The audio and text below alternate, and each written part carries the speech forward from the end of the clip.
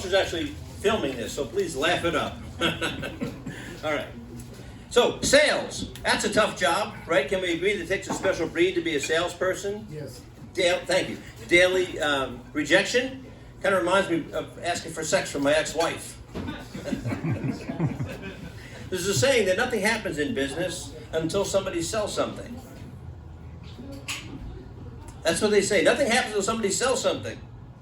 So they're important, whether you call them salespeople or the front line of the company or prima donna narcissists. The nagging, the pressure, the rejection. I'm talking about my ex-wife again, not the salespeople. That was a tough thing. But eventually she did screw me. After divorce, that is.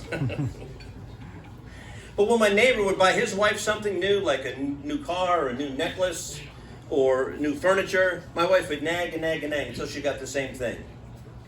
I don't think my neighbor ever realized that I was the one that was robbing his house at night when they weren't home.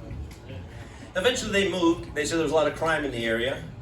But when they moved, the reason that they moved was because there was so much crime, but it was really me. So one of the things was I had to finally break down and start to buy some things. I actually started to buy the things, and then I had the breakdown. This stuff was pretty expensive. But one of the things that helps salespeople a lot is advertising, right? I mean, whenever you see advertising, it's always pretty women, these studly guys, there's music, there's dancing, everybody's having a great time. That's what people are actually buying, right? That's what I want to buy. But what that has to do with termite sales, I don't know. Speaking of sales, I think my therapist was actually an auto salesperson beforehand.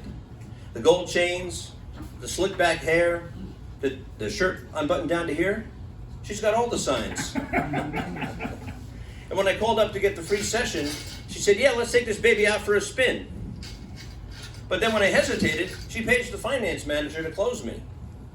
I didn't know therapists had finance managers. Or did you get therapy? Thanks, Dan, I appreciate you coming. Or that you could get extended warranty on therapy, and that the, oh my God. Yeah, anyway, so we'll skip that one. So one of the things also, when I say I've got an action, it's a good idea, she always goes like this, which is a little disquieting in a therapy session. But it's not all bad. My friend says that having that kind of a therapist, I've got a new lease on life. New lease on life, get it? Auto joke? Okay. So when I was 6 years old, I didn't get a pony. And the difference between a friend and a therapist, I told my friend that. He said, well, time to get over it, Bob. You're 63 years old. But my therapist said that it was childhood trauma.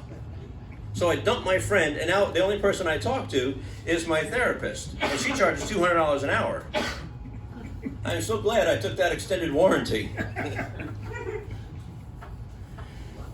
So when I'm there, she said that I've got something called, I'm sensitive under certain kinds of experiences and reactions. That's what she wrote in the session notes. I saw that. Well, actually, she abbreviated. She wrote down SUCKER. But one of the greatest things that she does is reflective listening. It's a really powerful technique. I'll say, my wife wants to divorce me. She says, I heard you say your wife wants to divorce you. I say, yeah, my kids hate my guts. She says, I heard you say your kids hate your guts. How does it make you feel? I say, I'm worried about my job. I might get fired. She said, I heard you say you want to prepay the next 6 sessions. But with so much uncertainty in the world today, one of the things that is certain, there's 2 things that are certain in life, right? What are the 2 things that are certain? Death and taxes. Death and taxes, thank you very much. But we're going to talk about that tonight. Because I think death, being in that list, that's just big coffin. Big coffin is trying to play us, to try to get pay more for when we have to bury our beloved people. Thank you. So one of the things is, there's really 2 ways to get rid of a body, right? We bury them or we cremate them. Well, or a plane crash. But I guess it's sort of a combination of the first 2. Talk about depressing, though. You go to a funeral home, depressing. You go to the cemetery, depressing. I mean, is there any place more depressing than a funeral home or a cemetery?